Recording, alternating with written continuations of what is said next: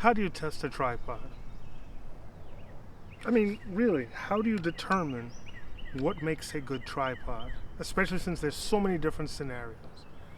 Right now, my GH5 is sitting on a Benro Traverse Carbon. I'm not even going to read to you the number. It's just, okay, TR654C-36. It's a photo tripod, so it's really meant to stand in a particular spot, take a picture, maybe angle it differently, take a picture, but it's not made for video work. It doesn't have video handles, it doesn't have a smooth pan head, it has a ball joint, so it makes it different. It's a great travel thing. If I need to go anywhere with a small package, great tripod. But it's not a video tripod. So what makes a good video tripod? You guys have seen this one before. It's my Ozen Agile 5. See, Benro, you can get a much easier name. Look. Agile 5. TR654C-36. Really? But you guys, I spoke about this before. Great company. Came across them at NAB New York and decided to get a trial unit and ended up buying it. I made a few configuration changes to better suit what I needed, but what makes a good tripod? I've used tripods before. I tended to stay on the less expensive path, and there's a cost involved with that, but I knew it was time to upgrade. Some of the heavier camera rigs I'm dealing with needed a more stable system. So I decided to upgrade. Now, I've worked with pedestals before. Full $100,000 pedestals in the studio. Smoothest pans, smoothest lifts, tilts, everything. And obviously, I'm not spending that kind of money, and a pedestal is not useful in this environment. I've also dealt with more of the higher end tripods, Cartonis. Our church bought a Cartoni. And for the longest time, I couldn't understand why we would spend that much money for a tripod. Until I fully got into running and gunning, doing a bit more movement, getting ease of setup, and I'll go through what made me choose this one over the previous models that I've had. Number one, ease of setup. I realized something special about side loading I forgot what you call these. Plates. I realized what made side loading plates so much easier. I had been struggling sometimes with sliding things on and off and getting stuck, and realizing I had to get now they call theirs an S-lock. That's it. You pop the camera in, you lock it down, no more sliding in and out, getting stuck on things. Another thing that I enjoy is the ease of the legs. Look. One latch for each leg, and it locks right back. So you can hold it with one hand and adjust the legs easily.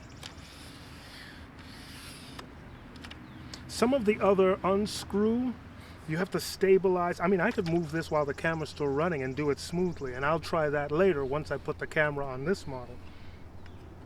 But just the smoothness of being able to adjust the legs is crucial. These legs also have an amazing spreader. You think this is far? Let me see if you can see what I'm pointing at. Ah, you can't see it. Let me adjust the camera.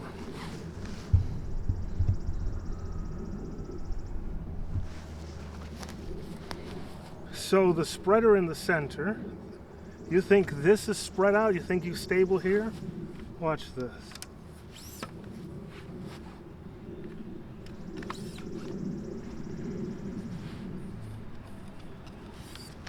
Now you have real stability.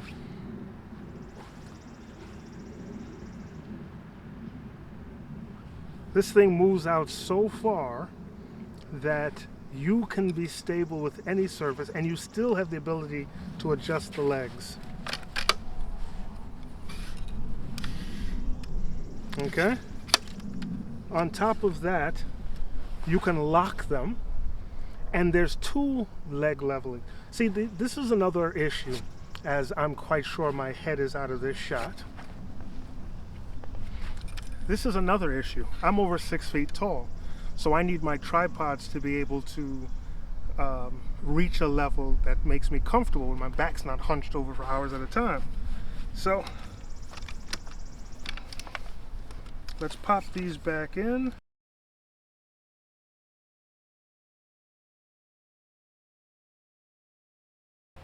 And I'm going to extend this up the whole way.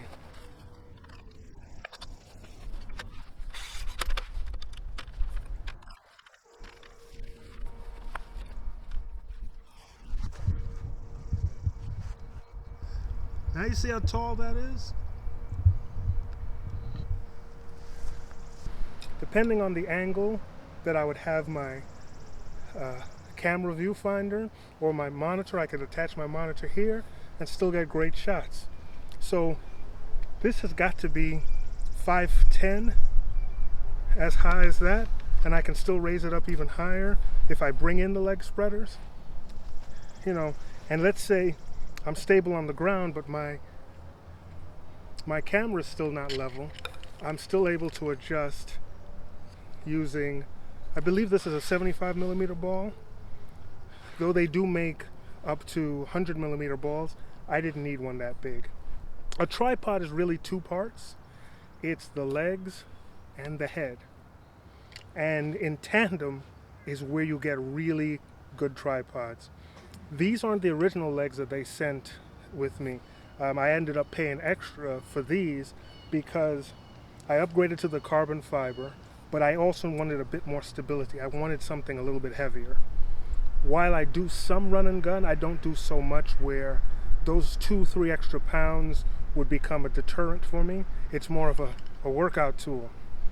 And I needed something that was a little more stable. I think the previous legs were just a little too light for my taste. Okay? So let me bring this back, swap out, and let's see how the head works. Now we have it on our tripod, and we're going to test out the pan and tilt movements, and then I'll even show you these different dial settings and how that affects the Benro Agile 5 head. Okay? So right now we're on pan setting number 2. The tensions go from 0 to 3, 0 being the loosest. We'll switch to 0 right now. You see how loose it is. One finger to just the movement. Now that's susceptible to bumps and quick turns. I mean, if you want to do a whip pan, you have it on 0. But if you want to go ahead and make it really stiff, now we've turned the dial to 3, and you have to put some real pressure on this to get this to move.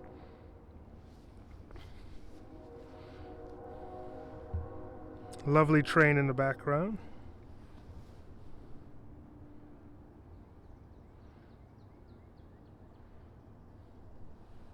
Alright, so let's turn that back to 1. It's really a lovely system. 1 seems to be the best for a camera of this weight. You still have some tension, and yet it's not so stiff. Now let's go ahead and check out the pan. We loosen the pan arm. Right now our pan is set to 3, so it's amazingly stiff.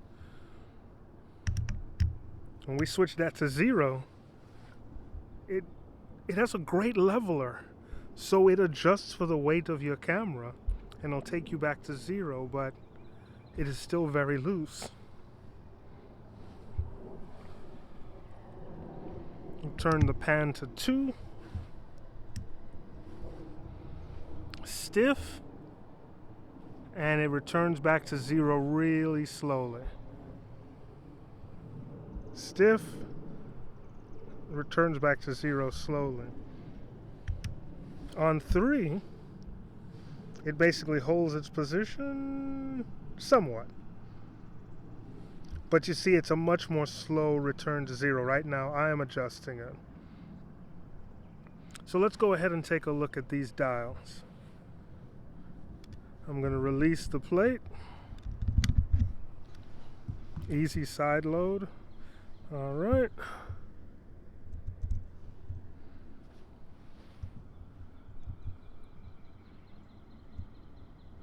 Now here's the thing. Let me get my focus set. Get a little close. I'm using a manual 12mm lens, and so I might not be able to get focus dead on.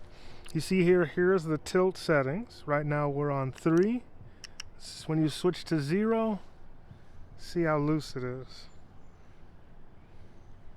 I mean, very easy to move, and returns to 0. On 3, much more stiff. You have to actually put some effort into it to get it to move. And the same applies for the pan. The pan settings are here on 3. It's fairly tight. Have to put some real effort to turn it. But then at 0, you can basically fling this thing around. It's great. And if you can feel how the fluid kicks in when you turn to 3 and you start to move it, and then it just locks in, and you can almost feel the fluidity of the head. I don't know how they do that, but it is really well done. There is an additional dial here with 7 settings on it. And I believe, I haven't checked because I didn't get a manual with it, and I haven't looked it up yet, but I believe this has to do with the complete tension of the system, sort of adjusting for the weight of the camera and how the entire head corresponds. But I'll have to look that up and get back to you just to be sure. Why didn't I look it up before this? Like I said, we're in isolation. We just get out and try things sometimes. We read later, okay? And there, it's locked in, that easy. So all in all, those are some things I look at for a great tripod. And all those things are things that should have longevity to it. So it enables you to pay a good price up front, whether it's $1,000, $2,000, depending on the system you're looking for, and being able to know that you're going to have this thing in the future, that it's not going to break down. And when you know that the company stands behind the product, you know you can get replacement parts in case something does happen. You drop it down a flight of stairs, you can call somebody up and say, hey, I need X, Y, and Z, and they'll be able to send it out to you. Whether the mistake is yours or a manufacturing mistake, you just have to know you can contact somebody. And I've already had that experience with Ozen, which is why I went with this product. You know, once again, I'm not telling you what you should buy, I'm just telling you why I bought what I bought. So remember that moving forward. When you're looking for a tripod, there's different use cases for them, but in the long run, you want a product that you can believe in for an extended period of time. So keep that in mind. Thank you for watching. I'm Robert Baker with Space Age Consulting, and you know, YouTube now has come a long way with subscribing. Please subscribe if you'd like. I do this more for fun than for business, and continue to look out for some more of our videos. There's been quite a bit of products that I've been working with while we're sequestered inside. I might do a video on Wirecast, a great streaming program. Might do products on how to work with Zoom better. Zoom has come a long way, and it's been one of the most useful products there is, and so people may want help with it. We've formed a group recently that's done some videos on streaming from home. You might want to check it out. I'll put a link below on that. So continue to look out for some other work that we're doing, and here's hoping you see me soon.